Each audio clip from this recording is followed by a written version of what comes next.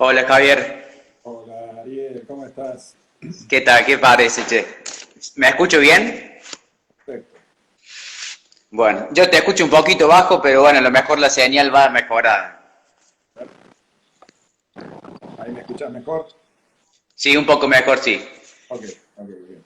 Bueno, Javier, muchísimas gracias por aceptar la invitación. No, le agradecido soy yo por, por haberme invitado a Y tipo de eventos, ¿no?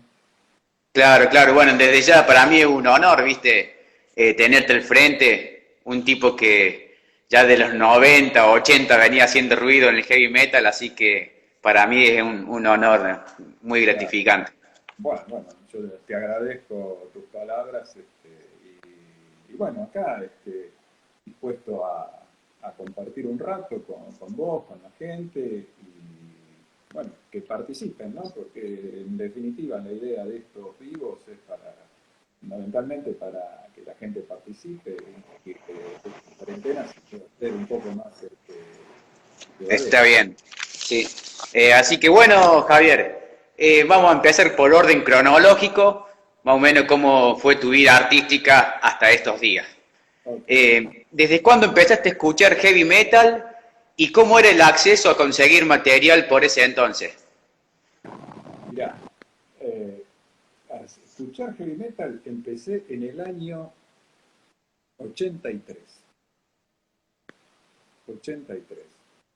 Y en ese momento lo único que se podía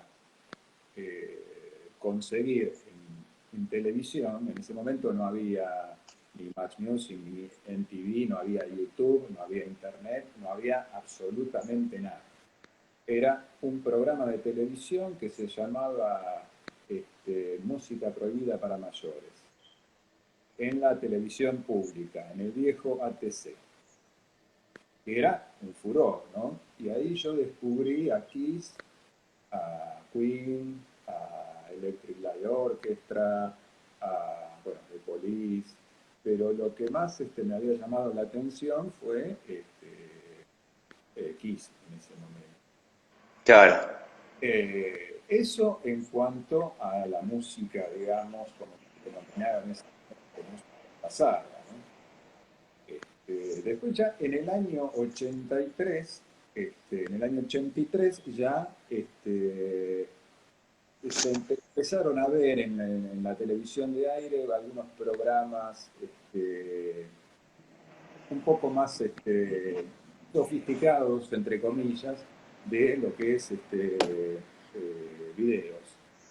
Entonces ahí empezaron a pasar hasta a Ozzy Osbourne, Iron Maiden y ese tipo de bandas, donde bueno, yo en ese momento tenía 13 años y quedé fascinado con Iron Maiden y con Ozzy Osbourne. Ozzy Osbourne estaba sacando Bark at the Moon y Iron Maiden estaba sacando The Number of the Beast. Mira Entonces, vos. para un adolescente de 13 años, eso es muy fuerte y muy marcatorio en las decisiones musicales futuras, ¿no?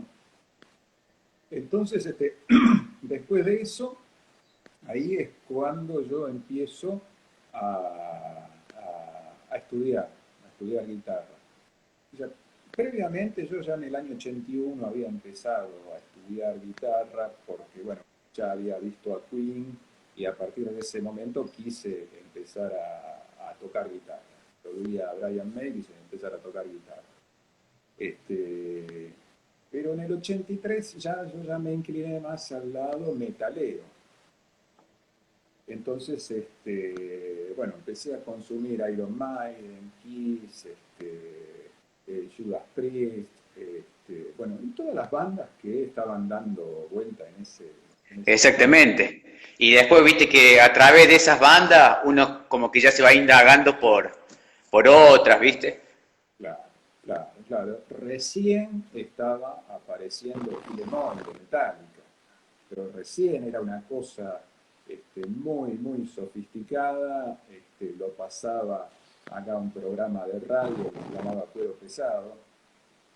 Estamos hablando de casi 40 años atrás, ¿viste? 38 años atrás. Y yo recuerdo muy bien que anunciaban el primer disco de Metallica, tal canción de Metallica. Y en ese momento Metallica para mí era un poco fuerte, al igual que para muchísima gente, ¿no? Era algo medio extremo. Pero, este, pero bueno, después lo empecé a consumir y soy, digamos, fanático de Metallica, ¿no? Por supuesto. Claro, claro. Este, bueno, y con el correr de los años, bueno, fueron apareciendo programas especializados de música en el Match Music. Con el tiempo apareció en TV, pero en TV siempre fue un programa medio raro, tenía una programación metalera, después la verdad que dejaba mucho que desear. Nunca me gustó mucho. Claro, y también por aquel periodo, en los 80 estaba la revista Metal. Bueno, Eh, previo a la Metal, lo único que había era la revista Pelo. ah, Bueno, la revista Metal nace a partir de un desprendimiento, no de un desprendimiento, sino que la gente de Pelo se da cuenta que hay un mercado para lo que es el público metalero. Entonces deciden sacar la revista Metal. Y bueno, era una revista que en ese momento, o sea, nosotros nos tenemos que remontar al año 83, 84, donde si hay una persona muy joven escuchando esto, por ahí no entiende muchas cosas, pero hace 40 años atrás, 40 años atrás no había internet, no había YouTube, no había nada, no había absolutamente nada de nada.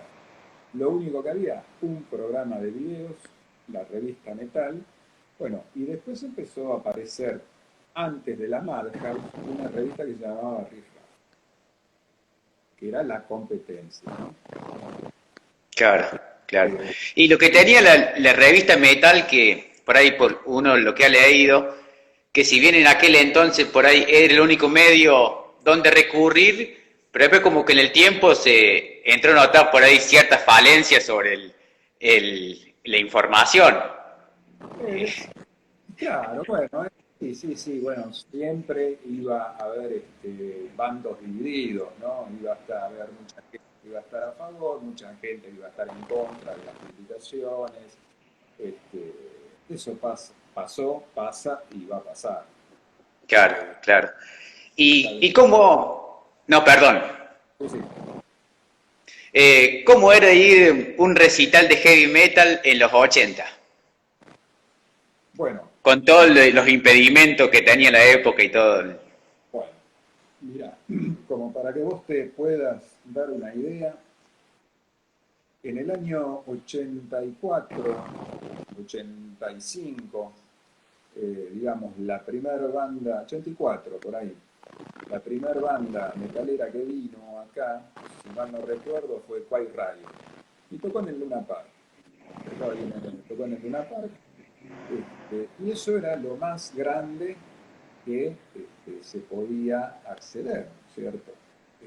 Argentina no era un mercado que, que fuera jugoso para el metal todavía, ¿no? No es como ahora, pre-pandemia, 4 veces por semana se tocaban bandas internacionales.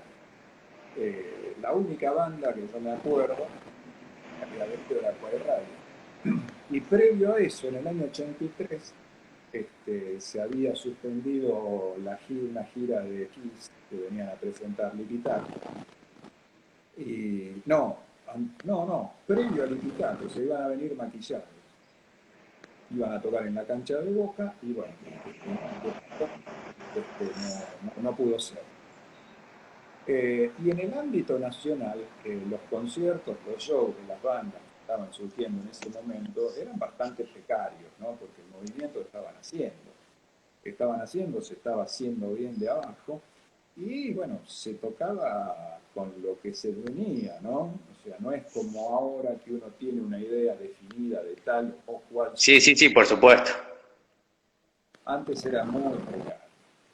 Este, al borde de la tristeza, ¿no? Mira vos. Sí, y yo he leído, por ejemplo, varios músicos que tuvieron la posibilidad de tener una banda de heavy metal en la época, que pese a la frustración de todo lo que venís contando, también hoy en día lo viven como algo qué sé yo, como una satisfacción de haber vivido ese periodo por el hecho de que el metal en su tiempo era como ponerse en rebeldía con el sistema y todo ese aspecto. Era como Mira, casi como un estilo de vida. sí, sí, por supuesto. Sí, sí, sí, era el metal, sí, es un estilo de vida, porque hoy yo ya soy, este, ya no soy adolescente y mantengo la filosofía, ¿no es cierto? Pero en ese momento lo que yo quería era tocar guitarra. Yo quería tocar la guitarra y, bueno, me daba lo mismo tocar en buenas condiciones, tocar en malas condiciones. Yo quería tocar la guitarra, mostrar lo que yo sabía y nada más, no me importaba otra cosa. Este, no, por ahí en ese momento yo era muy chico y por ahí no me preocupaba mucho por la ideología, ser rebelde del sistema, porque yo tenía 13, 14, 15 años, no estaba muy formado ideológicamente. Claro, claro. Y así que, ¿cuándo fue la primera vez que te colgaste la guitarra? ¿Y quiénes fueron tus principales referentes en tal instrumento? Mira, yo la primera vez que, eh, que subí a un escenario tenía 15 años. Ya fue con Nepal, en el año 85. En el año 85 hicimos un debut con Nepal. Este, y ahí me colgué la guitarra, o sea, subí a un escenario por primera vez. Después, ¿quiénes fueron mis referentes? Bueno, yo empecé a tocar la guitarra básicamente, bueno, escuchando a Brian May, escuchando a Kiss, pero realmente me gustó muchísimo y me marcó muchísimo Andy Rose, el guitarrista de Ozzy Osbourne, Van Halen. Recién en ese momento estaba apareciendo Ingvar Malmsteen. Bueno, y eran todos esos mis referentes. Claro, está muy bien. ¿Y cuál fue tu primera guitarra? La primera guitarra que yo tuve fue una Fine modelo Telecaster, que era espantosa, pero en ese momento, bueno, Claro, en ese momento era algo muy importante para vos. sí, sí, porque bueno, mi primera guitarra la conseguí a los 13 años. Entonces, yo no tenía ingresos como para ir a una casa de música y comprarme bueno, tenía unos electrodomésticos en desuso y los llevé a una casa de canje. Bueno, entregué un montón de cosas, me traje la guitarra, un equipito y bueno, con eso ya empecé a tener contacto con una guitarra, ¿no? Con una guitarra eléctrica. Qué bueno, che. En este momento yo tenía contacto con la guitarra española y sentí esa sensación de enchufar la guitarra y escuchar el sonido que salía por el amplificador y fue algo más. Y Claro, bueno, sí. con el tiempo fui Sí, sí, sí, por supuesto, sí. tocando la guitarra. Y antes del surgimiento de lo que fue el legado que plasmó Nepal, ¿cuál fue tu primera banda? Si es que tuviste alguna banda previa. Mira, fueron bandas muy, muy, muy, muy efímeras. Era muy chico, yo recién estaba empezando y previo a Nepal yo había tocado con 2 o 3 amigos, nada más. O sea, no tuve muchas bandas. Digamos que la importante fue Nepal y le di desde el 85 hasta el 2000 que nos separamos. No tuve bandas anteriores. Claro, o sea que Nepal fue tu primera banda oficial. Exacto, sí, oficial, sí. Sí. Y bueno, Nepal tengo entendido que surgió en 1984. Sí, ¿Cómo se gestó el proyecto, bueno, con Beto Vázquez? Yo sé que antes de la llegada de Larry Zavala había pasado, me parece que un cantante que supo estar en Retro Satán. Y bueno, cómo se gestó el proyecto y por qué el nombre Nepal? bueno, mira, la banda la formó Beto Vázquez, ¿cierto? En el año 84. Y había una primerísima formación de Nepal que habían hecho una serie de shows y después, a partir de ese momento, había quedado Beto Vázquez y un guitarrista. Me llama Beto Vázquez a través de un aviso, me convoca, hago la prueba, bueno, quedo y queda otro baterista.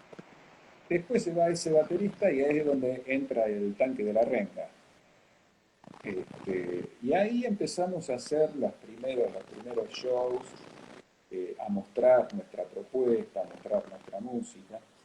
Y bueno, estuvimos con el Tanque hasta el año, no recuerdo bien, si hasta el 87, 88, por ahí. Éramos dos guitarras, bajo, batería y un cantante. Bueno, después de ese cantante entra Ismael, que era cantante de Retro Satán. También estuvimos un año con él y después de ese año, en el 88, sí, se me están escapando un poco los años porque no puedo recordar tanto. Eh, Ingresa Larry. Y bueno, ahí quedamos guitarra, bajo, batería, o sea, Beto en el bajo, yo en la guitarra, Larry en la voz, y bueno, fueron desfilando siempre los bateristas. Era una constante, ¿no? Que no terminábamos de encontrar un baterista físico. Fueron pasando varios hasta que, bueno, antes de grabar Raza de Traidores, ingresa Darío Galván y Darío graba el primero y el segundo disco, la Raza de Traidores y Ideología. Claro, y me parece que el baterista Galván puede ser el que reemplazó, llegó un año antes de Raza de Traidores. Claro, claro, sí, sí, sí. Y, y 91 bueno, vino. y sí, sé que me parece que llegó un año antes, y bueno, y ahí se amoldó a lo que era la filosofía y que venían ya tratando de imponer ustedes. Claro, se empezó a gestar lo que fue Raza de Traidores, ¿no? Que Raza de Traidores fue el resultado de una cantidad de años de proceso y de elaboración, ¿no es cierto? Y para vos, Javier, ¿qué significó en aquel entonces decir, tengo un disco de estudio y además, qué disco? Porque estamos hablando de un disco que cuando uno indaga lo que es la década del 90, siempre lo tiene entre los primeros 5 o 6 discos. Y mirá, es algo fuerte, pero no, la verdad yo no tomé conciencia hasta hace muy poquito tiempo, hasta 2, 3, 4 años atrás. O sea, en ese momento, bueno, en ese momento nos sentíamos afortunados por el hecho de haber podido acceder a un disco y ese disco nos llevó se nos abrió otras puertas que hasta ese momento no accedíamos. Y bueno, estábamos muy contentos porque éramos una de las pocas bandas, no sé si la primera o la segunda banda en editar en CD. ¿Cierto? La primera creo que fue Hermética, y después, bueno, creo que veníamos nosotros o andábamos por ahí.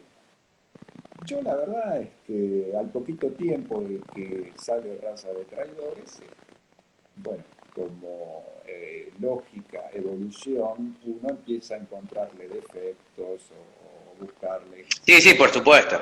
le hubiera mejorado, pero bueno, o sea, y bueno, no más que eso, pero yo la verdad no tomé conciencia hasta hace unos años, ¿no?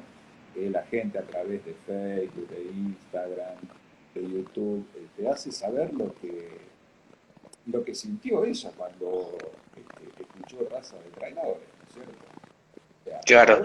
después, ¿Y cómo se distribuyó cómo se distribuyó la tarea compositiva?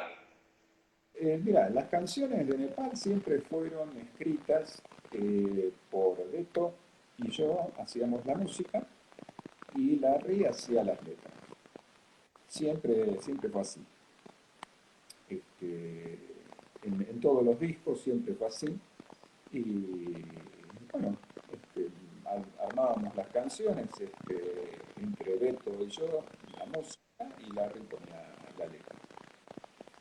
Y de esa manera funcionamos como banda hasta que nos separamos.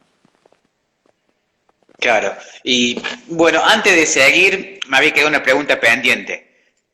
Vamos a rebobinar un poco. ¿Cuál fue el primer show que dieron con Nepal? Si te acordás. Sí, sí, sí, digamos, con la formación, Sí, ya con Larry.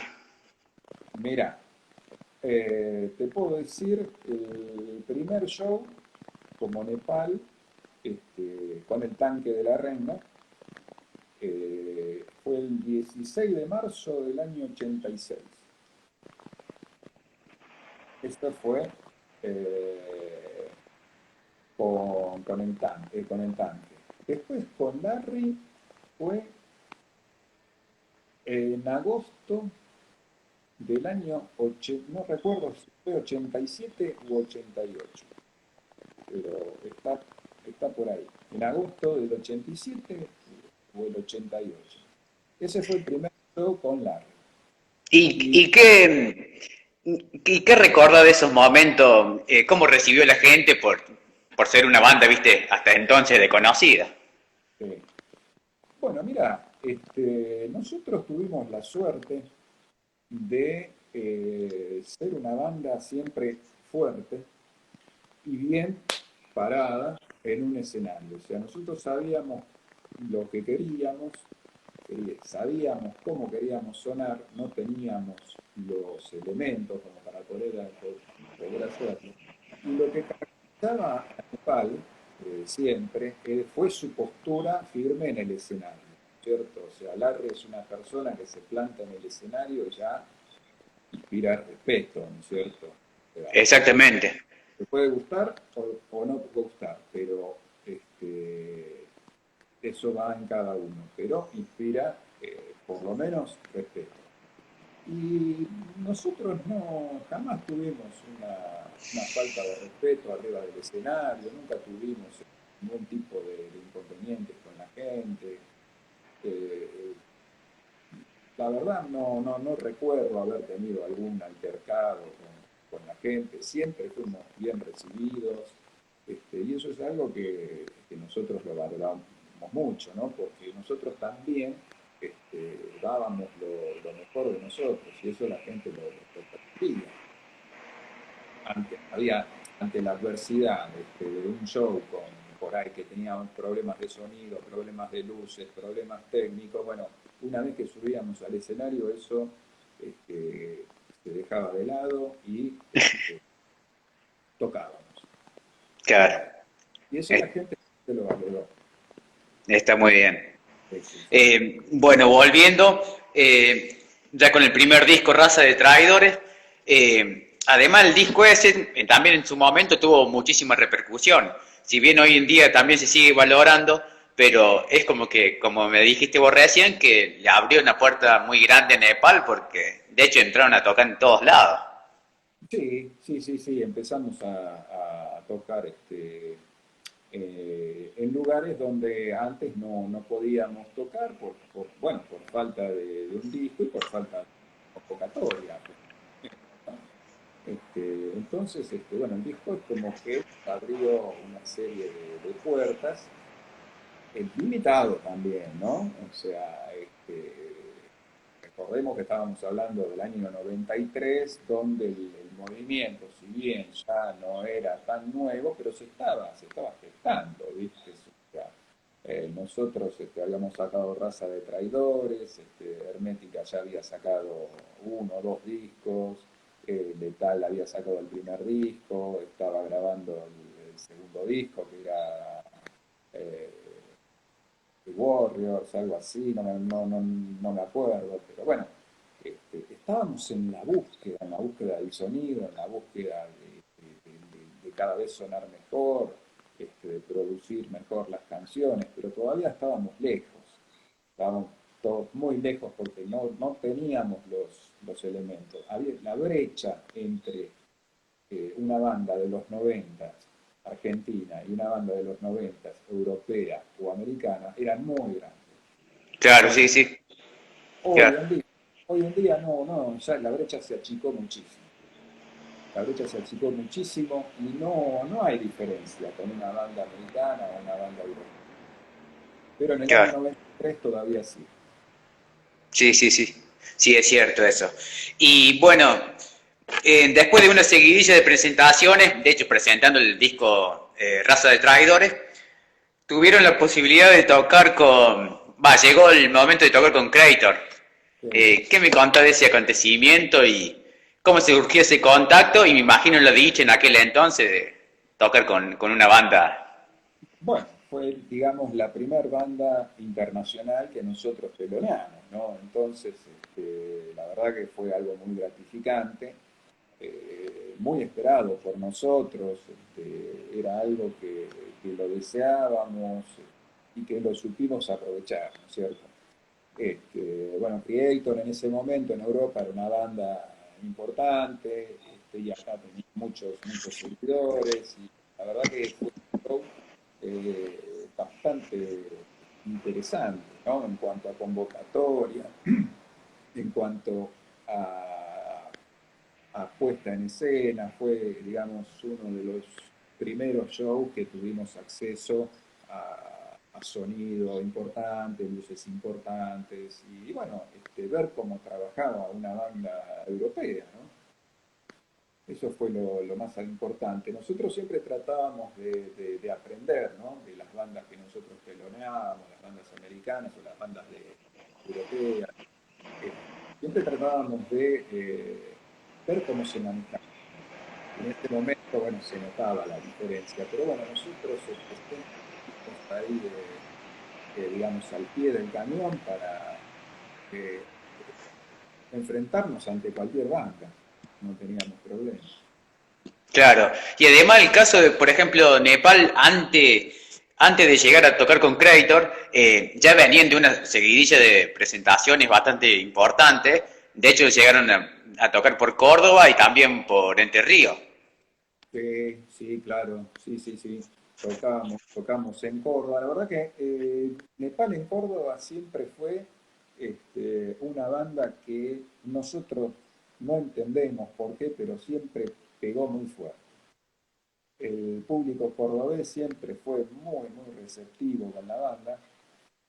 Y la primera vez que fuimos, realmente no nos esperábamos esa, ¿cierto? Porque era la primera vez que nosotros íbamos y la primera vez que ellos nos veían. El único contacto que ellos pudieron, el público cordobés pudo tener fue a través de un disco, nada más. Mira, Boche.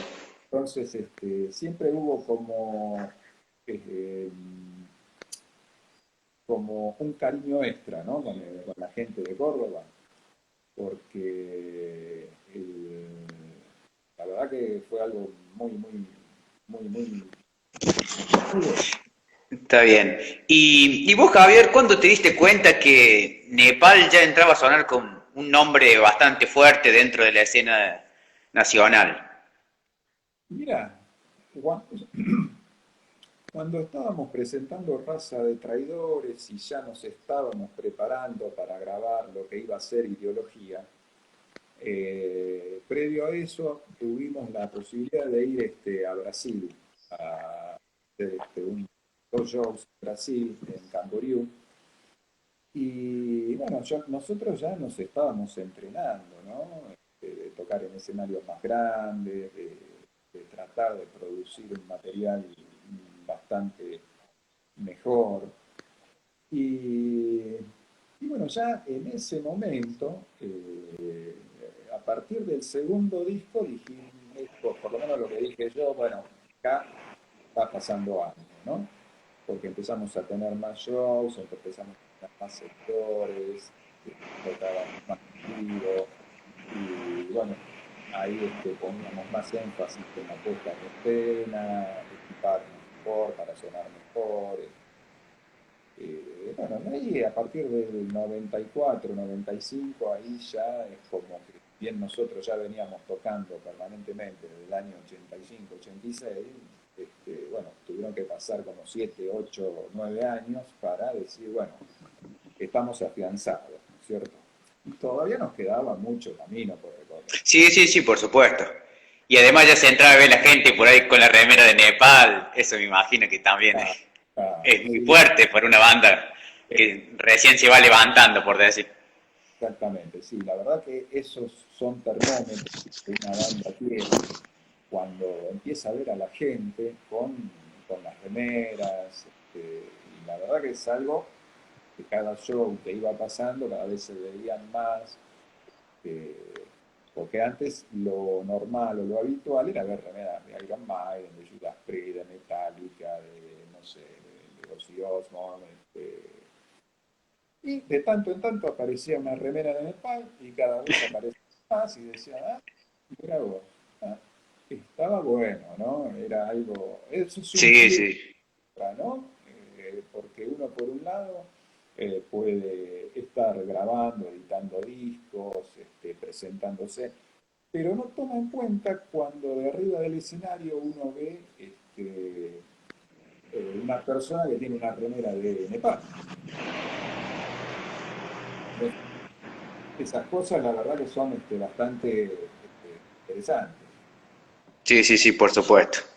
Y la verdad que eso es un plus, ¿no? Que pase. Que bueno, nos pasó, Eh, ¿no? claro, claro, está muy bien. Bueno, llega el año 1997 y editan el disco Manifiesto. Disco que también presentó una mejoría tanto en el sonido y que también tuvo un buen recibimiento, tanto por la crítica como la gente. Sí, sí, sí, bueno, ahí cuando empezamos a componer el manifiesto, bueno, ya nosotros sabíamos que queríamos dar un paso, ¿no? Un paso más sonoro, un paso más, como decía de ocho, un paso más en la batalla, ¿no? Y bueno, en ese momento habíamos estado habíamos firmado contrato con la gente de NEMS, que era la gente que se encargaba de editar los discos de Angra, de Gamma Ray, de Stratovarius.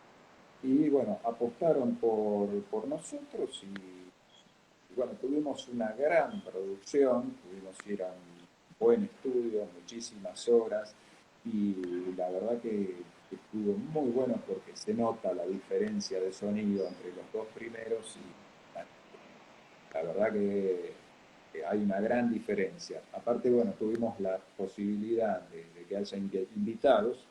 En ese momento no era normal o no era habitual que haya invitados en los discos. Y nosotros tuvimos la suerte de que esté Kiko Lureiro en guitarra, André Matos, bueno, Ricardo Iorio, Claro, y Orio también, sí.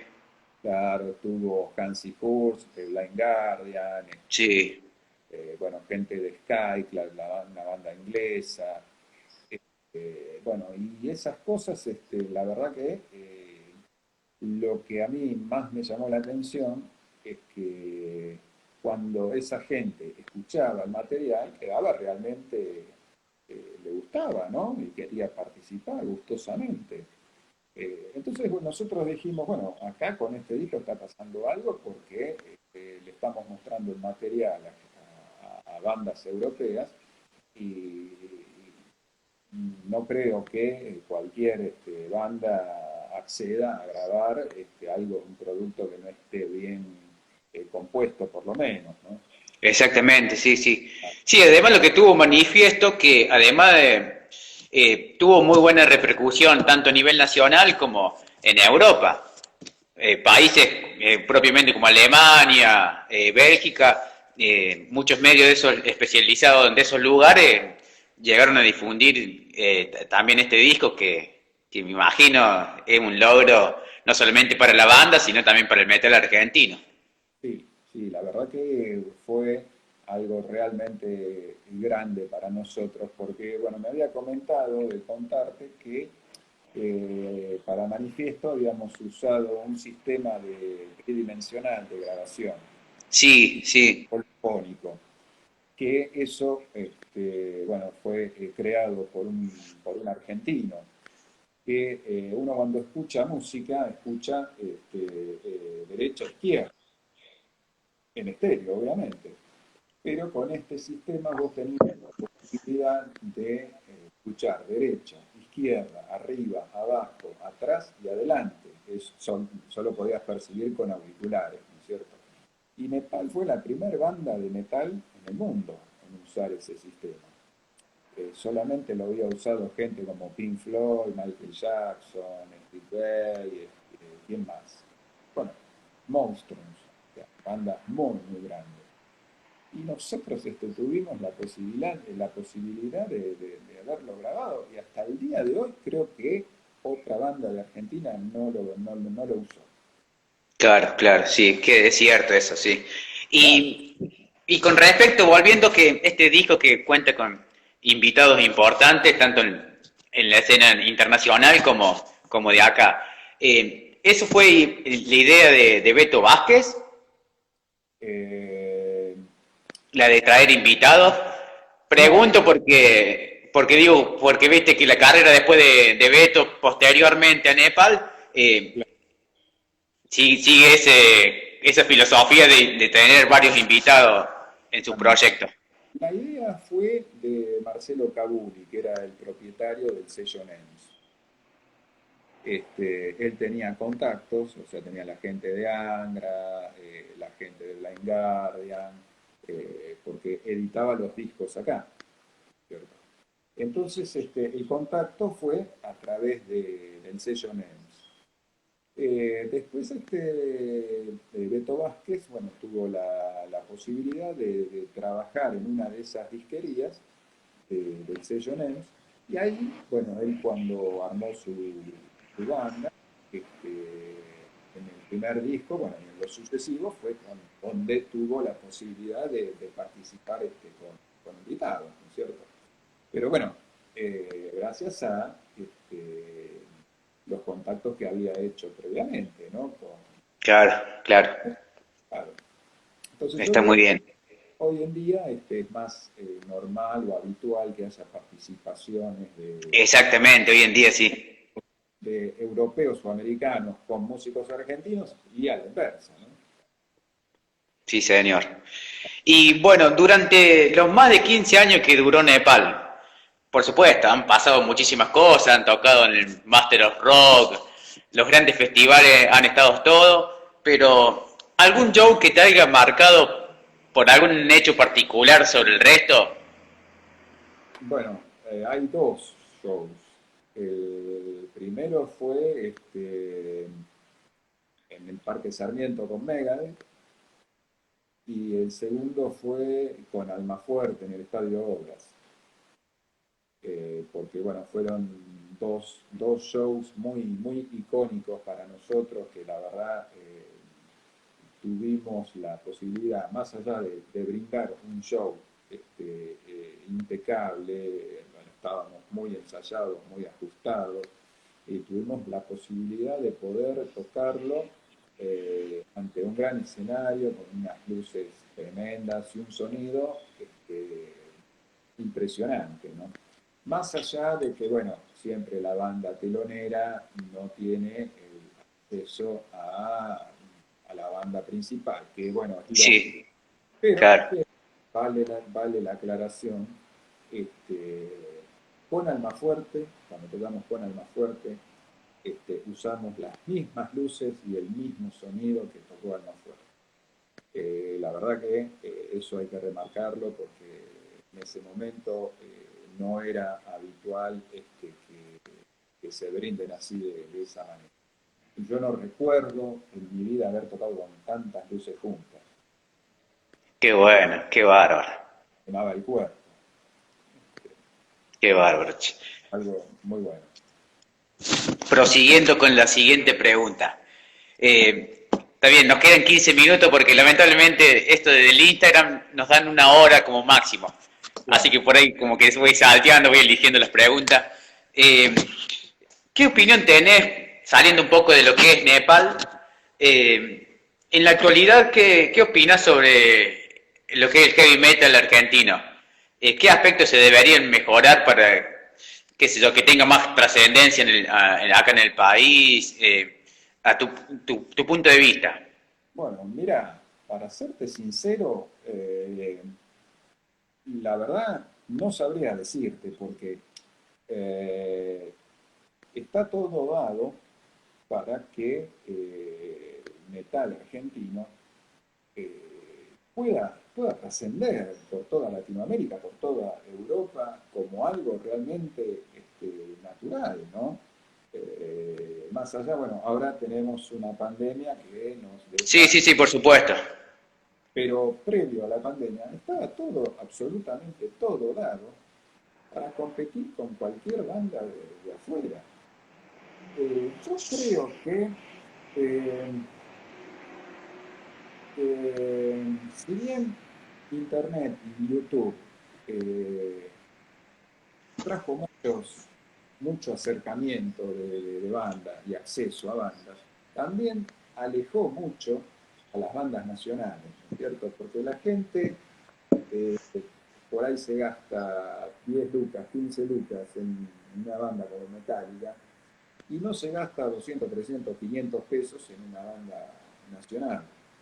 ¿Viste? Porque dice, bueno, a esta banda la puedo ir a ver otro día, o Metallica viene una vez cada 10 años o cada 5 años.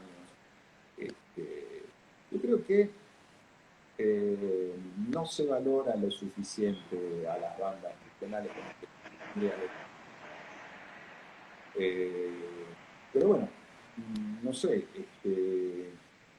hay muchísimas bandas. Yo en este momento no le sigo la carrera a muchísimas bandas, pero bandas, por ejemplo, como Rata Blanca. Rata Blanca gira por Europa, por Estados Unidos, como cualquier banda internacional. Y son argentinos y suenan de primera. Y así como Rata Blanca, un montón, bandas como Carajo, se me están escapando 500.000, pero Sí, sí, sí, sí. eh, bueno, y no solo de metal, bandas pop también, tenemos un montón de bandas que la verdad que pueden tocar y competir con el resto del mundo, ¿no es cierto? Y no son valoradas acá, o por lo menos no son valoradas como tendrían que ser. Claro, claro, claro. Está muy bien. Y ahora, Javier, está bien, me va a quedar atrás tu etapa como solista, ¿viste? Y si bien, está bien, estamos hablando de un artista que tenés muchísimo para contar y en una hora no hacemos nada. Queda Ya para seguramente va a haber una segunda parte de esto. exacto. Pero ahora vamos a entrar a una seguidilla de preguntas que son cortitas y al pie, hablando en términos futboleros, y así que empiezo. Banda sobrevalorada, Banda nacional o internacional. la que quiera vos. Sobrevalorada, upa, Cualquier cosa se puede saltear la pregunta. paso, paso. Banda subvalorada, Subvalorada. Eh, uf, y podría nombrar un montón. O sea, toda la pregunta que te contesté anteriormente, podría decirte, por ejemplo, bandas como Jericó, Watch, claro, claro. a ver, pará, ¿quién más? Eh, bueno, se me vienen esas dos a la cabeza porque en este momento me agarras frío, pero subvalorada sí, un montón. Está bien. El disco ideal para levantar el ánimo. Mi disco, Tu disco ideal para levantar el ánimo. el primero de Van Halen. ¿Está bien? El disco que nunca comprarías. El que nunca compraría. Y alguno de Damas Gratis. Claro, yo me refería dentro del metal, pero bueno, no te quiero comprometer tampoco. Bueno, que nunca compraría de metal. Eh, este, ojo, sin desmerecer a Lescano, ¿no? O sea, no me gusta su música. Eso no quiere decir que no lo respete como músico. Está bien, está bien. Compraría un disco de Damas Gratis, ¿no? Por ejemplo. Pero de metal, a ver, eh, preguntas difíciles, ¿eh? Así, Si no la salteamos, Javier, no hay drama. Santiago, dale. Listo. El disco que te voló la cabeza la primera vez que lo escuchaste. Bark at the Moon. Bark at the Moon de Ozzy Osbourne. Ese me marcó. El último disco que te compraste. El último disco que me compré, eh, mira, uno de Ingrid Mastin, pero que no era el último, sino de uno del año 97, por ahí. Está bien. Sí. El disco que te cambió la vida. El disco que me cambió la vida. Eh, El de Ozzy Osbourne. bueno, ese podría ser uno. Bueno, a mí me marcó muchísimo uno, el primero de Wasp, que fue cuando terminé de ver el video, fui corriendo a comprarme el cassette. Po. Esta es una banda que la verdad, después no le seguí la carrera, medio que lo perdí, pero cuando yo tenía 13, 14 años vi esa banda en video, ¿no? Fue choqueante. Está bien. El disco ideal para escuchar con amigos. El disco ideal para escuchar con amigos. Y alguno de Lenny Kravitz, alguno de Metallica también, ¿por qué no? Está bien. Este, Banda a la que la mayoría le gusta y a vos no te genere nada interesante. eh, que a la mayoría le gusta y a mí no. Eh,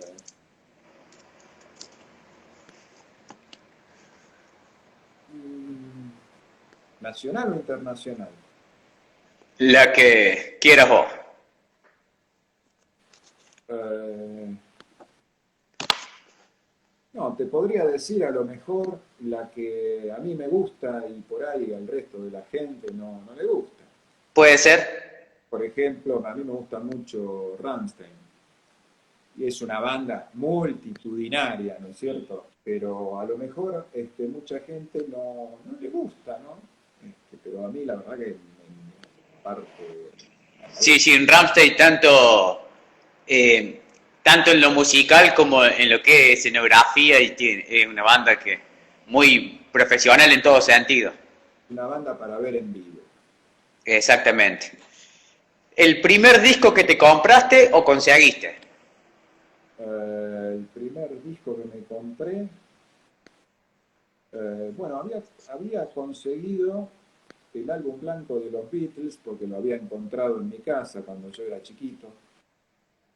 Y en ese momento, yo era muy chiquito, tenía 10 años, 11 años, no le había dado bolilla porque, precisamente porque era blanco, entonces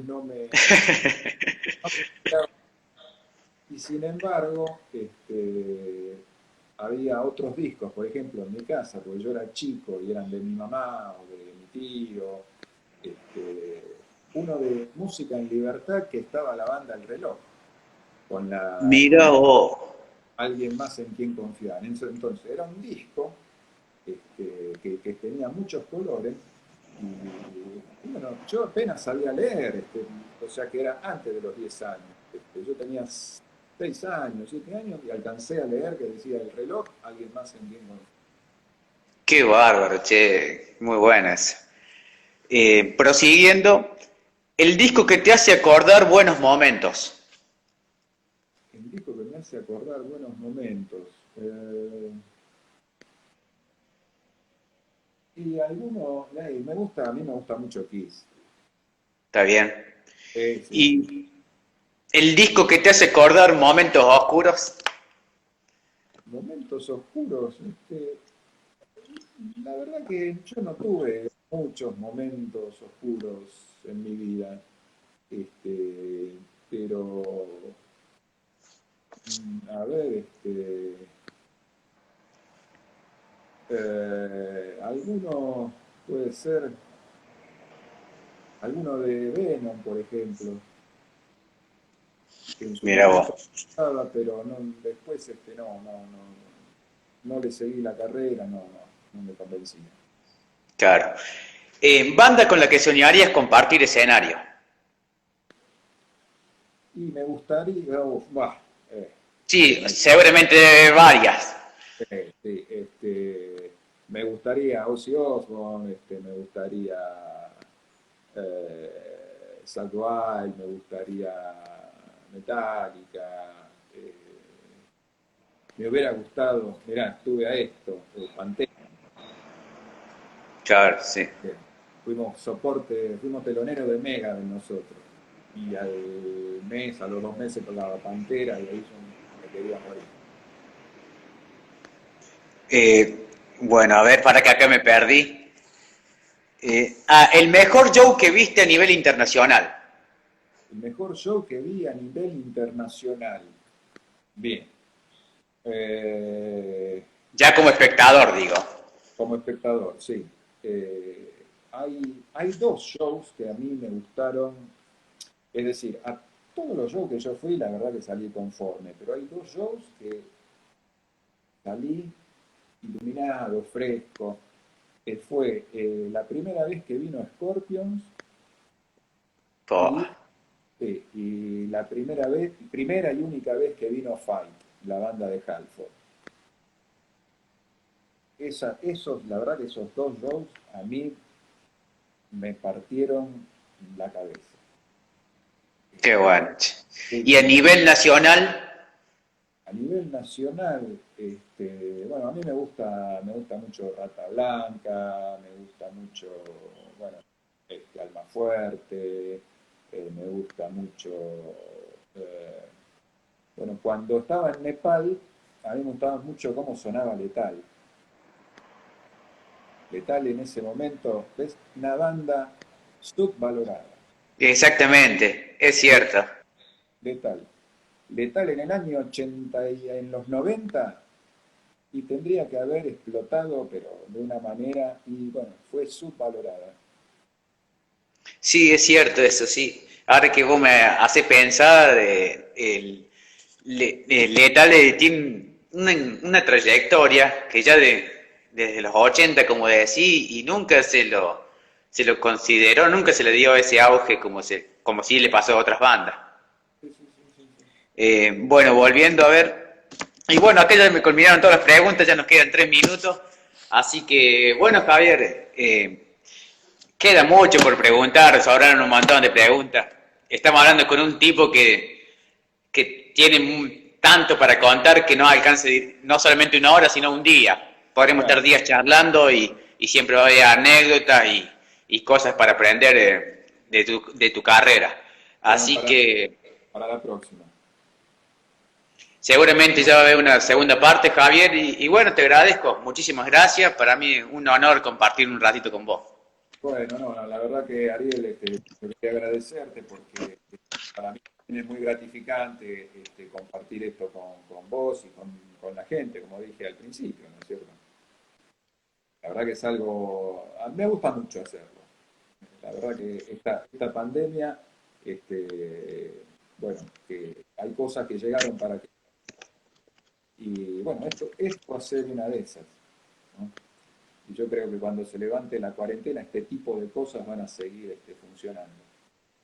Está muy bien. Y bueno, mientras tanto, le digo a toda la gente que los dos discos que sacó acá el señor que tenemos acá entrevistando, para que lo quieran, se pueden comunicar con Javier. Y acá están los dos discos de estudio como solista. Exacto, Dharma y causa y efecto.